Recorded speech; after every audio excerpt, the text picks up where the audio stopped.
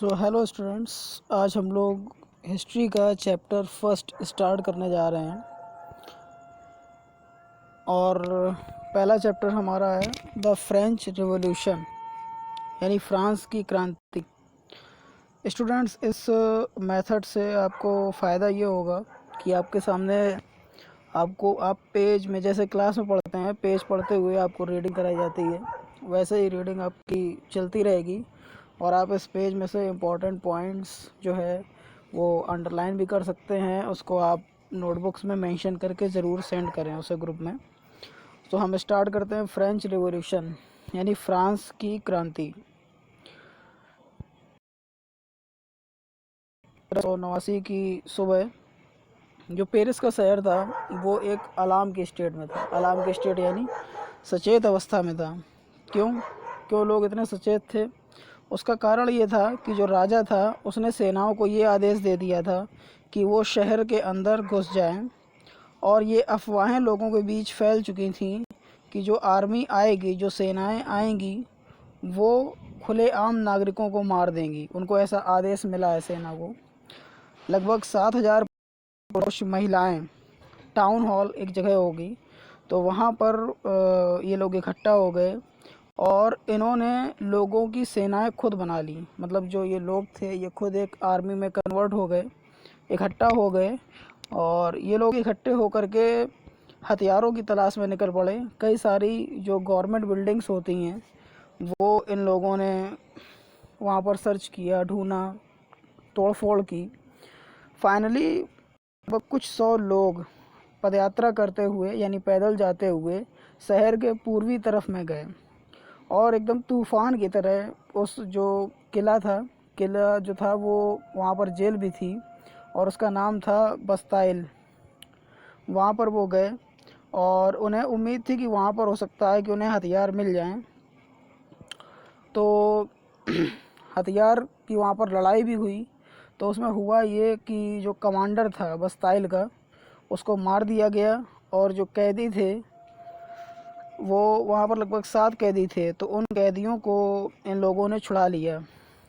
और जो बस्ताइल पे इन लोगों ने जो ये कांड किया था उसका भी एक कारण था। ये लोग बस्ताइल से बहुत ज़्यादा नफ़रत करते थे। नफ़रत क्यों करते थे? क्योंकि वो जो राजा की निरंकुश ताकत का, मतलब राजा एक्चुअली में मोनार्ची जो है वो भी 2 तरह का होता है। एक राजा वो होता है जो अपनी प्रजा का ख्याल रखता है, अपने मंत्री परिषद की सुनता है। एक राजा वो होता है जो बिल्कुल सारी ताकतों को अपने हाथ में रखता है। इतिहास में कई ऐसे राजा हुए। तो ये जो राजा सारी ताकत को अपने हाथ में रखता है उसे निरंकुश शासन कहते हैं, जिस पर किसी का अंकुश नहीं होता। तो ये जो राजा था तो वो निरंकुश था। और बस्ताइल जो क्षेत्र था वो उसकी सत्ता का प्रतीक था, वो उसकी पावर का, ताकत का प्रतीक था। इसलिए लोगों को इस जगह से नफरत थी। उन्होंने किले को ख़त्म कर दिया और इसके पड़े थे वो मार्केट में बेच दिए उन सभी लोगों को जो इसके विनाश के सबूतों को रखना चाहते थे।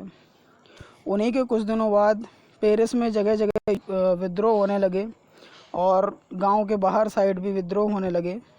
अधिकतर जो लोग थे वो ब्रेड यानी रोटी की बढ़ती हुई कीमतों के खिलाफ धरना दे रहे। और कुछ समय बाद जब इतिहासकार आगे चल करके उन्होंने पीछे की तरफ देखा तो उन्होंने इस सारी श्रृंखलाओं को जोड़ते हुए ये अनुमान लगाया कि इसी की वजह से फ्रांस के राजा को फांसी दी गई थी। तो चूंकि जो अधिकतर लोग थे वो इस रिजल्ट का अंदाज़ा भी नहीं लगा सकते थे कि ऐसा होगा कि फ्रांस के राजा को फांसी भी हो सकती है। तो चलिए आइए ये कैसे हुआ और क्यों हुआ इस बारे में थोड़ा सा चर्चा करते हैं। तो ये आपका स्टूडेंट्स इंट्रोडक्शन था। चैप्टर अभी स्टार्ट हुआ है और इसका पहला पार्ट हमारे सामने है, French society during late 18th century. Centuries को समझने के लिए मैं आपको कुछ टर्म्स बता दूं, अभी समझ लेंगे। किसी भी सेंचुरी के पहले अगर लेट लिखा है तो इसका मतलब है उस शताब्दी के अंतिम वर्षों में, अंतिम 20 सालों में या अंतिम 25 सालों में। अगर किसी में अर्ली लिखा है तो उसके शुरुआती 20 से 25 सालों में।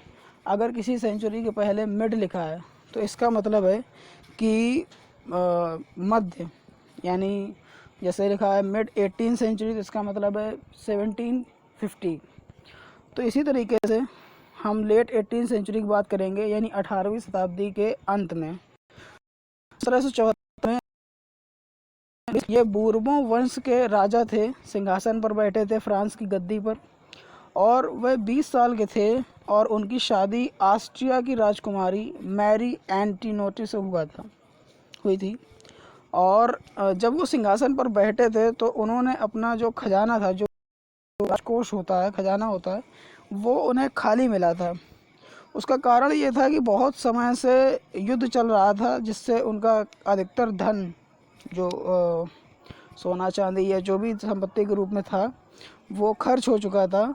और इसके साथ ही साथ जो उनके अद्भुत महल थे वर्साइलीस के, उनके बंदोबस्त में काफ़ी पैसा खर्च हो रहा था लगातार।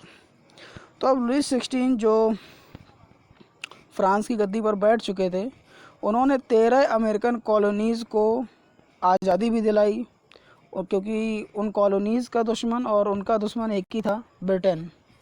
तो जो युद्ध था उससे उन पर लगभग 1 बिलियन लिब्रे का कर्ज और बढ़ गया, जो कि पहले से 2 बिलियन लिब्रे तो उनके पास था ही कर्ज।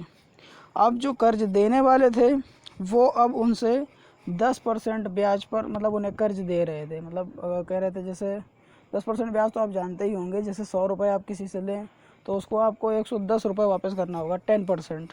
तो अब जो लोन दे रहे थे इन लोगों को, तो वो ये कह रहे थे कि हम आपसे 10% इंटरेस्ट लेंगे। तो अब इतना सारा खर्चा, मतलब एक देश को भी चलाना है, उसके लोगों में गवर्नमेंट ऑफिसेज भी चलाने हैं, यूनिवर्सिटी भी चलाना है, तो अब 10% टैक्स है उसी खर्चे में। तो इन सब पैसों की भरपाई के लिए उन्होंने एक रास्ता निकाला, और वो रास्ता था टू इंक्रीज़ टैक्स, यानी टैक्स को बढ़ाना। फिर भी ये काम नहीं किया, तो फ्रांस के समाज ने 18वीं शताब्दी में अपनी पूरे जनता को, पूरी पब्लिक को 3 पार्ट में डिवाइड किया, first state, second states and third state. और जो थर्ड स्टेट के मेंबर थे, केवल टैक्स उन्हीं को पे करना था। फर्स्ट और सेकंड स्टेट को कोई भी टैक्स नहीं देना होता था, उनके पास कुछ विशेष अधिकार भी होते थे जन्म से। तो जो समाज था स्टेट्स का, वो फ्यूडल सिस्टम पर आधारित था, जो लगभग मध्यकालीन युग में चलता था हमारे यहाँ। और अगर यहाँ पर कहीं ओल्ड रिगाइम शब्द आता है तो उसका मतलब होता है कि 1789 से पहले फ्रांस में जो संस्थान, जो समाज थे, उसका मतलब होता है ओल्ड रिगाइम, यानी पुराना शासन 1789 के पहले। फिगर नंबर 2 आप बगल में ये देख रहे हैं, ये बना हुआ है, इसमें ऊपर लिखा है फर्स्ट स्टेट में क्लर्की थे, सेकेंड स्टेट में नोबिलिटी थे, और थर्ड स्टेट में big businessman, merchants, courts official, lawyers, peasants and artisans, और उसके नीचे थे स्मॉल पीजेंट, लैंडलेस लेबर और सर्वेंट्स। तो ये आपको सब कुछ दिखा रहा है। इसमें पीजेंट्स लगभग 90% थे, लेकिन अब किसान 2 तरह के होते हैं, एक वो जिनके पास ज़मीन होती है और एक वो जिनके पास ज़मीन नहीं है। तो कुछ ही किसान ऐसे थे जिनके पास ज़मीनें थीं। लगभग 60% जो ज़मीन थी वो सामंत लोगों के पास थी और चर्च के पास थी, और जो थर्ड स्टेट के अमीर लोग थे उनके पास थी।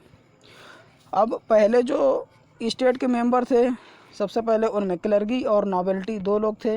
इन लोगों को कुछ विशेष अधिकार जन्म से ही मिलते थे। सबसे महत्वपूर्ण अधिकार ये था इनको कि इन्हें टैक्स नहीं देना पड़ता था, और नोबल्स को और भी विशेष अधिकार कुछ एक्स्ट्रा थे। इसमें यह था कि वो जो बकाया हुआ पैसा होता है, मतलब जो वो किसानों से लेते हैं, और ये उन्हीं को लेना होता था, वही पैसे को रखते थे। और पीजेंट्स जो थे वो, उनको मतलब ऐसी प्रथा बनाई गई थी कि वो इनकी सेवा करने के लिए थे। वो इनके घर में भी काम करते थे, इनके खेतों में भी काम करते थे, और इनकी आर्मी की भी सेवा करते थे, और सड़कें वगैरह बनाते थे। तो ये थर्ड स्टेट के लोगों का काम था। चलिए, तो चर्च जो था, अब टैक्स के बारे में बात करेंगे इस लास्ट पैराग्राफ में हम लोग। तो चर्च जो था वो भी इनसे टैक्स लेता था, टिथेस कहते थे उसे, किसानों से लेता था। और जितने भी थर्ड स्टेट के लोग थे उन्हें ये टैक्स देना होता था। इनमें से एक डायरेक्ट टैक्स था, टाइले, ये लिखा हुआ है आपके सामने, और कुछ इनडायरेक्ट टैक्स भी थे। कोई जैसे नमक पर लगता है, तम्बाकू पर, मतलब रोज़ की चीज़ों पे ये टैक्स लगता था। तो कुल मिलाकर के अगर बात करें तो जितनी भी वहाँ की पूरी देश को चलाने की जिम्मेदारी थी वो इस समय थर्ड स्टेट के पास आ चुकी थी। तो इस पार्ट में हम लोग इसी की बात करेंगे टॉपिक 1 पॉइंट तक। कल हम आपको मतलब जो हमारा नेक्स्ट वीडियो आएगा वो टॉपिक 1.1 पर आएगा। इस वीडियो को आप अच्छे से देख लीजिए, समझ लीजिए और आप इसके नोट्स बना लीजिए और हमें आप ये नोट्स अच्छे से समझ करके जो है कल तक सेंड कर दीजिए। That's all.